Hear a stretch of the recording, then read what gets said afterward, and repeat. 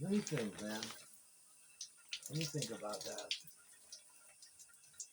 In 95 is when I wrote Goblin. Goblin was about this girl that I was in love with that was really short. She was like 5'2" or something. Just the most beautiful, one of the most beautiful women I've ever seen. This 15-year-old girl that was grew up way too fast. And I used to date Nick's future wife. Nick wasn't even in the picture yet. And I date this girl, and she would go to these rave parties. Remember raves? She used to go to rave parties all the time, and she'd go, and there'd be these raves. And what are you gonna do this weekend? I'm gonna sit home and try to write some more songs. Okay, if you don't mind, I'm going to the rave with my friend Sue. I'm like, nah, go to the fucking rave. I don't want to go to the fucking rave. I want drugs, but I don't want to go to the rave. And I wish I did. Looking back, I would have been a diehard raver. I'd be at every one of them. I'd even be dancing too. I was a different kid back then. So she was out, and one time she came back with this girl Sue, and I was dating Danielle, Sue's friend, and then I just saw Sue's friend, and I couldn't. My heart stopped almost. It took my breath away. I'm like, holy shit! This girl with bright pink hair, Liberty spikes, 20 some piercings, which she proceeded to show me all of them. Spikes, boot chains, leopard skin, decked out like a raver the first time I seen her with candy necklaces around her waist, glow sticks around her neck, Jolly Rancher candies around her fucking neck. I'm like, oh my fucking god. And just tattoos. Tattoos were not yet in vogue back then. Before all the tattoo shops and shit. No. Piercings weren't in vogue. It was right before that. And there were two different places you'd go to. You'd have to get your piercings at one. Anyway, she had all that, and I'm like, I love this girl. And they used to get to my house about 1:30 in the morning, 2 o'clock. Then we'd go out to this place called Ruby's in Schenectady. Ruby's was an actual trailer, like an old Airstream that was converted into a restaurant. And Danielle had a job, so she would buy us dinner. And I remember we were sitting there talking about Rancid. That was the first conversation we had, was about the new Rancid record, which she liked a lot. I didn't like it that much at the time, and then I'm like, oh, I'm gonna get, this is great. And so we're all ordering food, and she can't make up her mind what she wants to eat. She wants a pastrami, or she wants a corned beef sandwich, because she's all Jewish, and she comes from money. I didn't even know what the fuck a pastrami was back then, or a corned beef. And I'm Irish. I had no fucking idea. And so, no, I bought her dinner that time. I bought both of them because I was working with my mother. And I said to her, and we were done eating. I said to her, "Was that good?" And because she asked me if I wanted to try some, and I didn't know what it was, so I said no. And she's like, "Yeah, that was good. That was so fucking satisfying, Aaron." And looked directly into my eyes. And so I went home and I wrote that song, Goblin, for her. Soon I will miss you. Try not be long. The lyrics Sue, the sound, but it was soon I will miss you. But I really wanted to say Sue, I will miss you. Soon I will miss you. Try not be long. Your eyes will blithe retire, and I'm seething to know. Though as I kiss you, try not be afraid. We'll end this way to stay, and seeming the things that I can't explain. But then at once, which is an old 50s song, then at once you feel your appetite, and I want to hold you tight because I didn't eat. Then at once you feel your appetite, I want to hold you tight. Sick tidings befall. And that's another song I wrote, Sick Tidings. Sick tidings befall. Eager they form. But your eyes of blithe retire.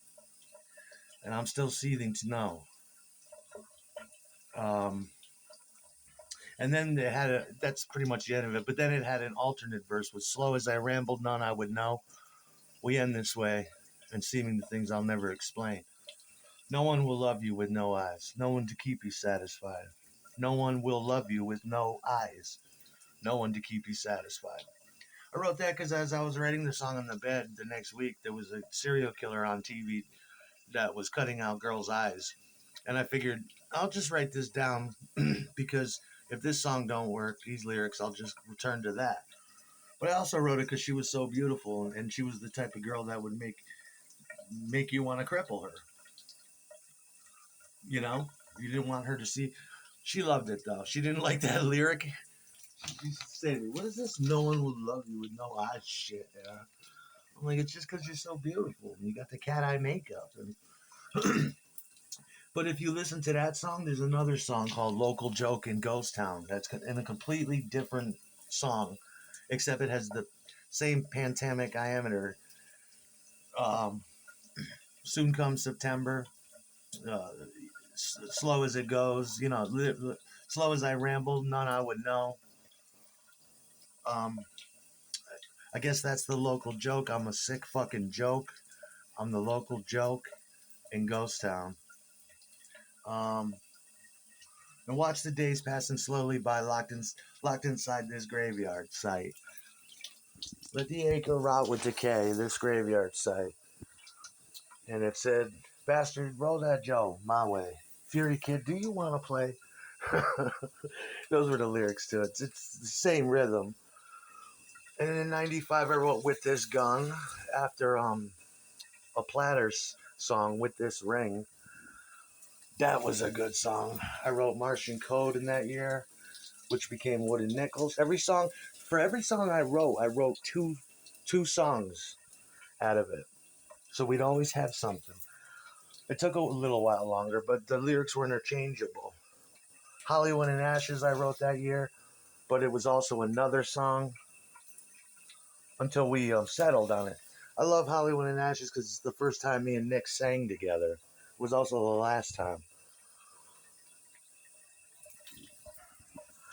But Goblin also came from Rich, my buddy Rich Pilzik. He used to call my first girlfriend, what do you call her? I think he called her a ghoul because she had dark circles under her eyes, Jamie King. He's like, "You going to see the little ghoul?" She was short too. We're like, "Yeah, I love her. Little blonde ghoul." And I'm like, "Goblin." She reminds me of like not a hobgoblin because those are fat, and a short little regular goblin that you'd find in a mythology book. He loves that fucking song.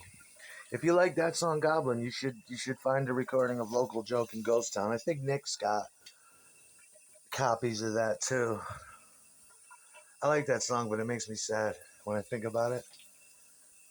It immediately it jars me back to 1990 fucking 596, and what a bad place I was in. I was like, oh, I don't, that's what happened with a lot of those songs. A lot of them were so fucking painful. You can't. I couldn't. The other guy, "Well, why? Why don't you want to play this song here?" I'm like, oh man, because it's just, it reminds me of a bad time that I still can't get out of. Don't fucking ever come to practice. It's a good. Tim used to say that. I love that about him. All my songs. It's a good song, Aaron. We should play it. Well, yeah, and the little entourage we used to travel with too used to yell out songs. I don't know if they were doing it on purpose, but songs that I just couldn't bring myself to play. You'd find yourself having mood swings on stage playing them. Yeah, I'm the version of Goblin that everybody's heard. I play everything on that. We never played that in Invisibles though for some strange fucking reason. Drummer always wanted to play the same old 10, 15 songs. Let's play that one. So instead of Goblin, we played Local Joke in Ghost Town. It had a great bridge that was very musical. It was